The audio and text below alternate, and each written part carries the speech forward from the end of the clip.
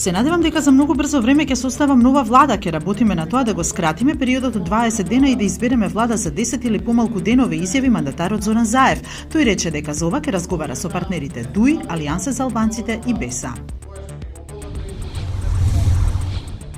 Високата представничка за безбедност и надворешна политика Федерика Могерини и еврокомесарот за проширување Јоханес Хан ја поздравија одлуката на председателот Ѓорѓе Иванов за доделување на мандатот на лидерот на СДСМ Зоран Заев.